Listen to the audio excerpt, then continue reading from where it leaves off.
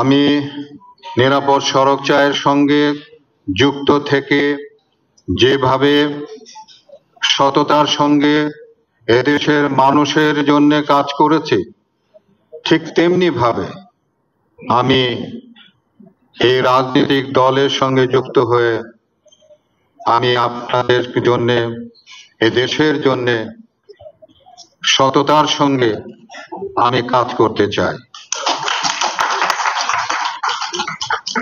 আমি আশা করব যে আপনারা আমার এই কাজের সহযোগিতা করবেন, আমাকে উৎসাহিত করবেন, আমার ভুল ত্রুটি ক্ষমা সুন্দর দৃষ্টিতে দেখবেন এবং আমাকে সবসময় অনুপ্রাণিত করবেন।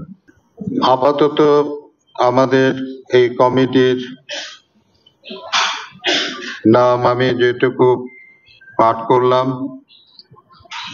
সেটুকুই আমরা আপাতত আমাদের মধ্যে আমরা ঘোষণা করতে পেরেছি। পরবর্তীতে আমাদের কমিটি আরো সমৃদ্ধশালী হবে এবং তখন আমাদের পূর্ণাঙ্গ কমিটি নাম ঘোষণা করতে পারবো। ধন্যবাদ সকলকে। বর্তমানে দেশে দেশে বৈষম্যের বিরুদ্ধে এবং মানবাধিকার আন্দোলনগুলোকে আমরা ব্যর্থতায় পর্যবসিত হতে দেখেছি। যুক্তরাষ্ট্র, ইউরোপের বিশ্ববিদ্যালয় ক্যাম্পাসগুলোতে ছাত্র আন্দোলন, ভেনেজুয়েলায় অনির্বাচিত সরকারের বিরুদ্ধে আন্দোলন, ভারতের কৃষক আন্দোলন, আফ্রিকার দেশগুলোতে বর্ণ ও বৈষম্য বিরোধী আন্দোলনের দৃষ্টান্ত এখানে উল্লেখ্য।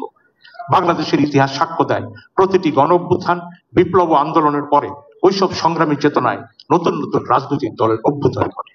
যেহেতু রাষ্ট্র সাজবে ৭১ ও ২৪-এর গণজাগরণের চেতনায়, সেই আঙ্গিকে নতুন দলের আবির্ভাব অনিবার্য।